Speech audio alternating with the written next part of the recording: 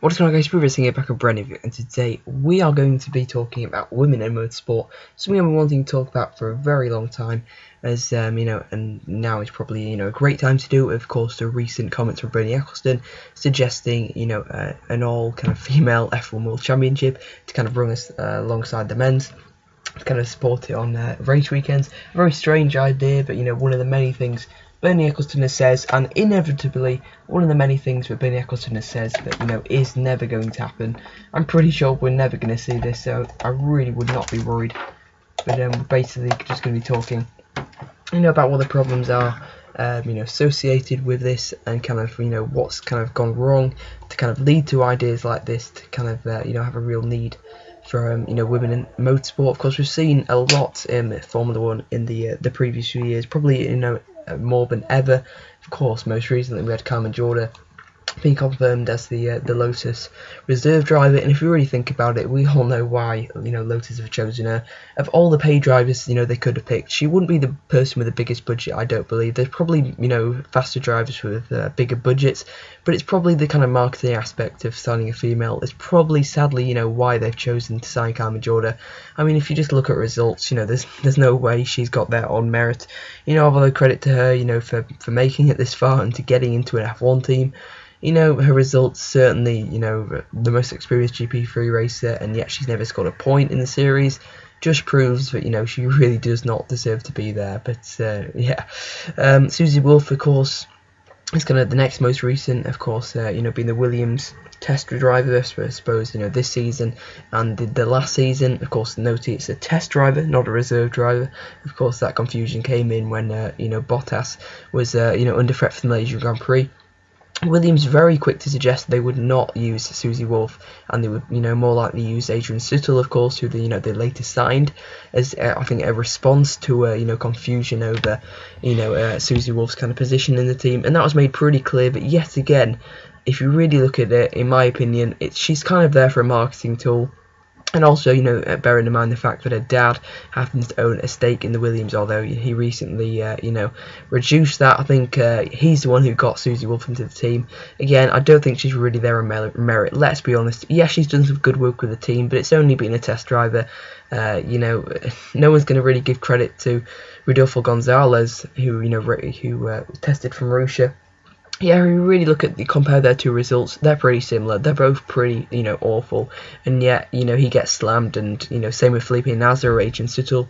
A lot of the same people who, really rating Susie Wolff, absolutely slamming those two as paid drivers. But if you really look at it, Susie Wolff is sadly, one of the biggest paid drivers, which is a great shame, because it really kind of, sends a false message that, women can't compete alongside men in F1, and that's probably what's kind of prompting these ideas like Bernie Ecclestone is suggesting. But there's a lot of really fast young drivers, female young drivers in a junior series, but not enough. The problem probably is grassroots racing. We have so many in karting, but we just kind of need to push them into single seaters. It's kind of that step between karting up to single seaters, but they're really kind of lacking, and really need to force it through just so we can get more in single seaters, because we have some really talented ones, although just not enough at the moment. We probably, the one that springs to mind as the most talented young driver is Visser, and probably the more experienced one, Simona De Santis.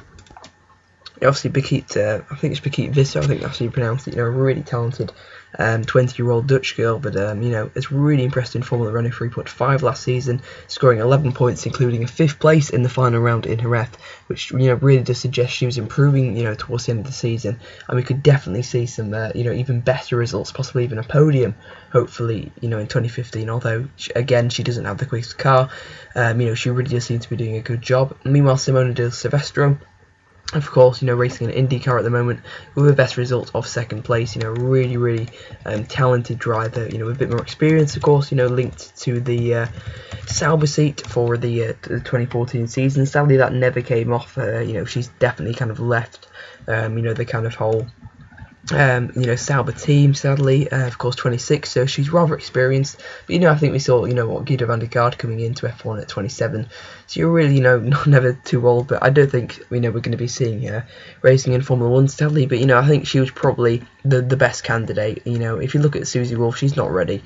I don't really know how anyone can really argue that Susie Wolff could be ready for Formula 1, or is indeed fast enough. She might be ready with all the testing, but she's too old, and she's just not got enough pace. Same with Carmen Jorda, and I suppose even Simona. I mean, in the Chevrolet, 4 years in IndyCar with a best result of 13th in the championship last season. Again, it's just not. If people for example, Jolyon Palmer. He won the GP2 championship. Same with Fabio Lima, and they still can't get it. They're still not rated highly enough by F1 teams, for them to be signed. So what hope to the likes of Silvestro and Visser, of course, have a chance of getting into Formula 1 if the system is like this. So it's going to be very tough to see a woman racing in Formula 1 in the next 5 years. But I'm really hoping it will be. If not, then the next 10 years.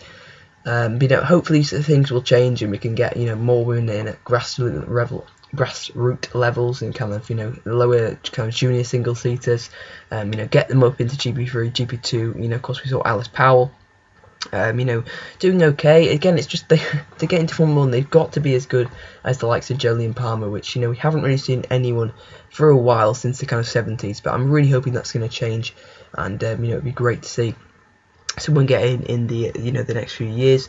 Of course, probably the closest in recent years, I think realistically, was Maria Di Vittillo. Of course, the Spaniard really sadly, of course, passed away after losing her eye in 2012. Of course, she passed away in 2013 as a result of those injuries, really out of the blue. From her, that was a really horrible. Tragic kind of freak accident, but hopefully we never see again. And she'd really done really well in kind of Super League Formula. And that's basically where football and Formula 1 mixed. And of course it soon failed. It didn't go to plan. Of course that's never going to mix, right? Is it? But yeah, back to the subject then. It was a real big shame for her. I honestly think she could have got a Virgin Drive possibly for 2013. But anyway, then that's pretty much it for this video. Then just run through quite a few drivers to watch. Of course, we've got Michaela Cerruti and Catherine Legg in Formula E. Although they've missed the last couple of rounds, certainly Legg has. Hopefully, we'll see Cerruti back for Long Beach. Possibly not. I don't think I think I saw somewhere she's not, but hopefully we'll see her back for Monaco, Berlin, Moscow, and London. So yeah, which one should you watch then for the future? I'm probably going to say Visser. She really impressed me last year. I'm a big fan of her, hoping she can get more points in 2015. If there's anyone I missed, then of course, leave it down in the comment section below. Which female driver are you really excited for the future? Do you think we'll see one in the next 10 years? And what needs to change in, the whole kind of motorsport ladder to allow more women to race? And how big or kind of how much do you rate Susie Wolff? I totally respect if you have a different opinion to me, but I really don't see what the case is for, for her. Sorry, for being worthy of a drive, especially with the age, experience, DTM and kind of results. They really don't attribute it, and it's just kind of think of that example of Palmer and Lima not getting in. What's the hope for them? But certainly someone like Visser, if they can really improve, get podiums and wins, move up into a better team, then that would be absolutely fantastic. So yeah, that's fine then. That's all. That's fine. That's all for today's video. Be sure to leave your thoughts and opinions down in the comment section below. I'll see you guys next time, and goodbye.